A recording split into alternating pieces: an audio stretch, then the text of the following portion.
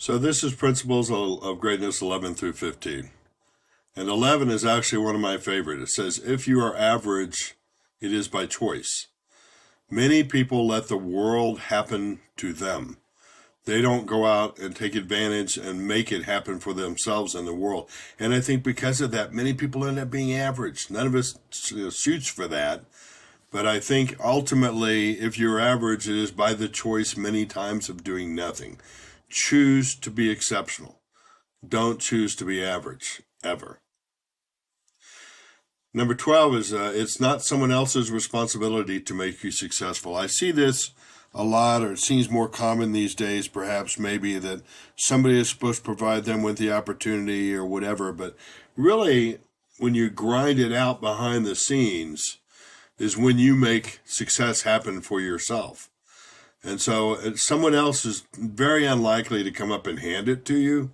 So you have to take responsibility for making yourself be successful. And in this day and age, there's a lot of new things you can learn about different programs and different, Excel and that type of stuff that is huge. And there's so much help for you on YouTube and all the rest out there. There's no reason for you not to figure out and chart a path for yourself to be successful, and then make sure you make it happen.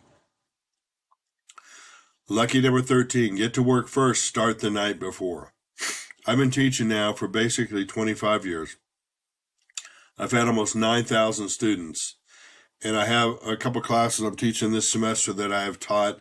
When you look at the different sections, I've taught it 70, 80, 90 times before. I'm pretty sure I could walk in there and do it without preparing, but I always prepare. The night before I go through all the different materials, I try to see if there's something else new or something else I can add.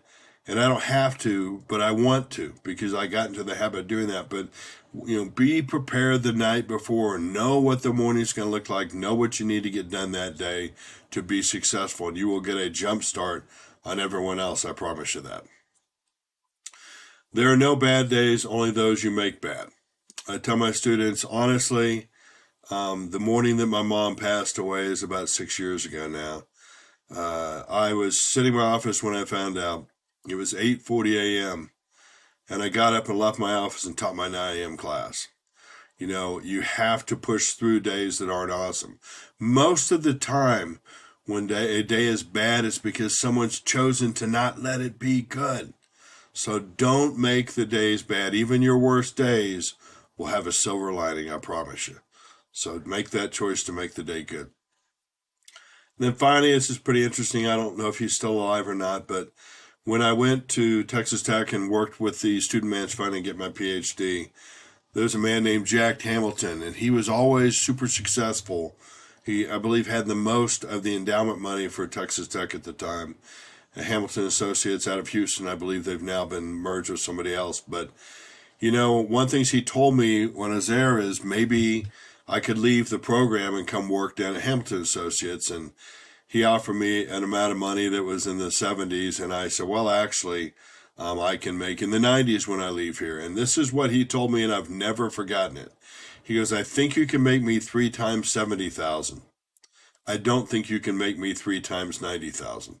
And it helps explain why he was so successful. But as anyone wants to say, I want a $150,000 job or I want a $100,000 job, you might want to sit back and figure out what skill sets and what talents do you have to make that business 3 times what you're asking.